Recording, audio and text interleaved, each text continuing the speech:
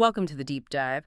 Today, we're tackling a question that might sound a little unusual at first. Yeah, it's intriguing. Can an artist who deliberately, embraces terrible art actually use artificial intelligence? It's a great starting point, isn't it? Because it really forces you to dig deeper than just that one question. Exactly. It lets us explore some pretty radical ideas about art itself, challenging, well, everything from skill and beauty to technology. And we're drawing on this amazing stack of documents you've pulled together. Yeah, we've got these foundational manifestos from art history right alongside a very recent defense of using digital tools. Real mix. So our mission today is basically to unpack the core ideas, maybe find some contradictions, some surprising links across these sources. And pull out the key nuggets for you to help understand these, well, rebellious views on art. Okay, so to really get a handle on this whole terriblest AI question, maybe we should step back first. Definitely. We need to see where this rebellious spirit comes from. These sources show that pushing back against art norms, it's not new. It has a long, I thought it's pretty chaotic history. And first up in our pile is the Futurist Manifesto. We're talking 1909. Right. Forget quiet contemplation. This thing was born out of, noise and speed. The origin story itself is pretty wild friends arguing all night, then boom, they hear cars roaring outside. Yeah, that sound, the roar of the machine, it becomes this huge moment for them, a revelation almost. It's like the sound of a new era starting, and they wanted art to match that intensity. Absolutely. Their core ideas are a complete departure. They're all about exalting danger, energy, speed, aggressive action. The manifesto uses this raw language, the racer's stride, the mortal leap, the punch, and the slap. And the big one, proclaiming a new kind of beauty, the beauty of speed. Can you imagine the reaction? Declaring a roaring race car more beautiful than, say, the victory of Samothrace. It's a total embrace of the modern machine age, cars, trains, planes, factories, the works. But it wasn't just about loving the new stuff. It was a really furious rejection of the past. Oh, yeah. They called museums cemeteries. Public dormitories, absurd abattoirs. I mean, really harsh language.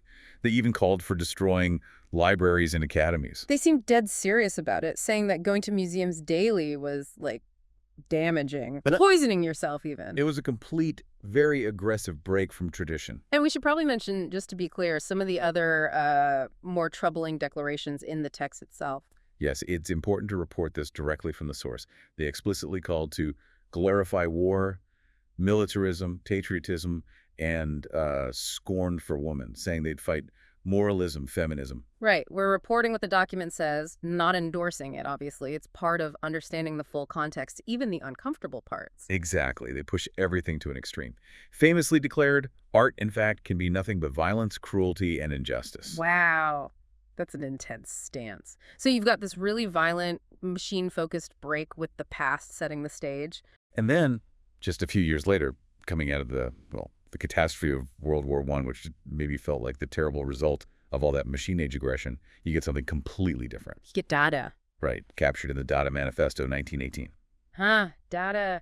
So if futurism was about speed and power, Dada feels almost like a reaction to the failure of all that, the senselessness of the war. Yeah, and its most famous, maybe most defining idea is just Dada means nothing. Pure chaos. Pretty much. Unlike Futurism's, very specific program, Dada just rejected everything. Logic, systems, traditional beauty. Beauty is dead, they said. Criticism, useless. Common sense, scorned. And you can see why critics, as the text mentions, call it things like art for babies or a relapse into primitivism. Because they weren't trying to make nice paintings. They wanted to work directly with materials, stone, wood, iron. And the aim wasn't beauty. It was creating a monstrosity that frightened servile minds. Quite the goal. The manifesto just embraces contradiction, madness. They talk about indomitable madness, decomposition. And this deep daddyist disgust. Their stated goal was a great negative work of destruction. It wasn't about building something new, necessarily, but tearing down the old assumptions. They even looked back at movements like Futurism and Cubism, right? The source mentions this. Yeah, they sort of saw them as maybe too intellectual, too structured, almost like exercises for intellectual capital, not quite capturing the real chaos Dada was after. And that energy, that embracing of everything messy, it comes through in the end. Freedom. Dada, Dada, Dada, a roaring of tense colors, an interlacing of opposites and of all contradictions, grotesques, inconsistencies, life. That's quite a statement. So the spirit of rebellion shifts from, say, aggressive modernism to this kind of chaotic meaninglessness. Which, okay, fast forwards us quite a bit to a more modern artistic revolt. One that definitely shares that defiant spirit, but aims it at a very different target. Right. Perfectionism. Let's talk about terribleism. Terrible cubism, active since about 1984, according to its manifesto, Yeah. and it explicitly goes after the false gods of talent, skill, and taste. Its whole philosophy seems built on embracing mediocrity, even finding strength in being the worst of the worst. It's like they took all those negative labels, garbage, untrained, derivative, and just wore them proudly. Yeah, the manifesto says terribleists revel in their confusion. They find purpose precisely because they're rejected by normal standards. It's kind of brilliant in a way. And they don't just talk the talk. They have these incredibly specific, almost hilariously perverse rules. The rules of terrible production and methods of terrible creation, they're fantastic. You have to deliberately mess up, use poor draftsmanship, expired materials, make your lines shake on purpose. Violate perspective, mix colors into mud, leave your mistakes in. And the methods. Study the masters so you can do the opposite. Learn the rules specifically to break them. Work when you're tired. Rush the important bits. Take forever on the unimportant bits. Ignore the focal point. Stop before it's finished, or even better, keep working way past the point it's totally ruined. Nah, sign it upside down. Price it inappropriately. It's a systematic inversion of everything you're taught about making good art. And then there's the anti-perfection clause. Right. Just this defiant list of everything they reject. Clean lines, good taste, best practices, institutional validation, all of it. And the final declarations are just chef's kiss. That response to, my child could do that, your child should do worse. Perfect. And to the ultimate dismissal, this isn't art. Just exactly. It sums up the whole terriblest approach, doesn't it? Create without trying to get better, work without wanting mastery, show your stuff without needing anyone's okay. It's like finding freedom by just letting go and embracing failure. A radical kind of liberation. Okay, so we have these powerful histories of challenging the norm, the past, logic, perfection itself. And this brings us right back to the start, to that modern question from the article. Where does AI fit into this terribleist picture? Can a terribleist use AI? Right, and the article grounds this in a real event. The artist, Jack Minton, made an AI animation, Dali's Dream. But he fed it a deliberately terrible foot-painted portrait of Dali he'd made. Okay, that's commitment to the bit. Isn't it? But another artist, Artista, reacted immediately, saying, this isn't terrible ionism. Terrible ionism doesn't like AI. Ah, the backlash. So that's what prompted Minton's defense in the article. Exactly. And he makes this really interesting parallel, the photography parallel. Okay. He points out, back in 1839 when photography was announced, artists freaked out. The painter, Paul Delaroche, apparently said painting was dead. Right, the fear that technology makes skill irrelevant. Precisely. But, as Minton argues, photography didn't kill painting. If anything, it freed painting up from having to be perfectly representational, paved the way for impressionism and so on. And photography just became another tool in the artist's toolkit, like Yeah. Man Ray using it for surrealism. Exactly. So Minton's argument is AI is just the newest version of this kind of technological disruption, meeting the same kind of fear. He even talks about his own reaction, right? Initially feeling depressed, like his skills were worthless now. Yeah, but then he shifted, decided to sort of play with it, wrestle with it, and started feeding the AI his own backlog of terrible art. Literally boxes of old stuff. And what happened? That was the key.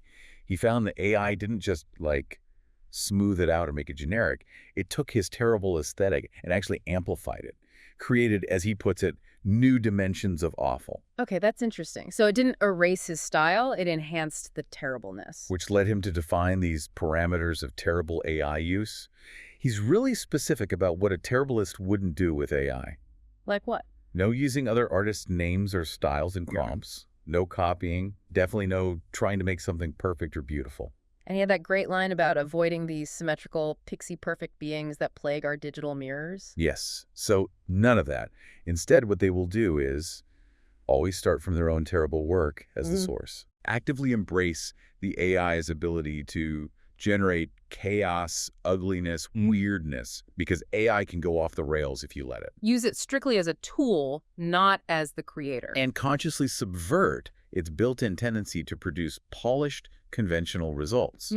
kind of fight against the algorithm's desire for good. This ties into his idea of the real enemy, the projection of perfection. Right. He sees a lot of mainstream AI art used as just feeding this narcissist pool, using tech to chase these impossible, flawless ideals, often based on really biased data about what's beautiful. So the terriblest approach is kind of the antidote. That's the idea. Use AI to actually amplify failure, explore ugliness, feed it your worst stuff, prompt it towards things that are deliberately unconventional, maybe even disturbing. He mentioned things like the space mushroom and the baby birthing tunnel. Exactly. Prompts designed to push away from the expected, the symmetrical, the nice. So his point is, the tech itself is neutral. It's just a tool, like a pencil. Yeah, it can be used for cutting-edge terrible. And then, perfectly, he notes the article itself was co-written with Claude AI, practicing what he preaches. So the answer to the big question Is an emphatic yes. Right. A terribleist can use AI, but they have to do it on their own terms, sticking to those anti-perfection principles, basically extending their embrace of awful into the digital space. Okay, so if we pull back and look across all these sources, the futurists with their machines, Dada's chaos, Terribleism's love of failure, and now this AI angle, what are the common threads? What connects these different revolts? Well, what really stands out is this persistent, you could almost say primal, urge in all these movements to just fundamentally challenge the assumptions of art. What makes something beautiful? What counts as skill? Should logic matter? Or tradition? What even gives art value? Right. They're all questioning those basic things. Oh, yeah. And you see how each one sort of reacted against the dominant art world of its specific time. Futurism hated that reverence for the past. Dada reacted against the perceived hypocrisy and failure that led to the war. And Terribleism is pushing back against maybe our modern obsession with polish, perfection, good taste. Which makes you think, doesn't it? For you, listening now, living in this world just saturated with perfectly curated digital stuff. Yeah, the pressure online for everything to look flawless. Your life, your work, everything. So how do these different flavors of rebellion, futurism's aggressive modernism, Dada's chaotic nihilism, Terribleism's embrace of failure, how might they offer you different ways to think about your own creativity or authenticity? Or what has value in this digital flood? It's a good question. And technology keeps popping up, doesn't it? Absolutely. The car for the futurists, photography challenging painting, now AI challenging, well, maybe everything. Tech seems to constantly act as this catalyst. Sparking fear, but also forcing artists to rethink what they're doing and why. Definitely. So it's been quite a ride through these manifestos of revolt. From futurism's pretty aggressive machine worship and breaking from the past, Through Dada's anti-logic and chaos born out of war's devastation. to Terribleism's very modern celebration of imperfection, and its surprisingly, well, principled approach to using AI within that framework. Your sources really give us this unique perspective, looking at how artists have historically grappled with the status quo, often using technology itself not just to make things, but to question, disrupt, maybe even try to tear down old ideas about. So maybe here's a final thought to leave you with, drawing from all this. If the real enemy, as that Terribleist article suggests, isn't the tech, but this constant projection of perfection, And if technology is ultimately just a tool, like a pencil or a paintbrush. what kinds of, I don't know, revolutionary possibilities might open up for you if you consider deliberately using powerful tools, maybe even AI, not to chase flawlessness, but to actually explore, amplify, maybe even celebrate your own flaws, your failures? And maybe the gloriously, wonderfully terrible.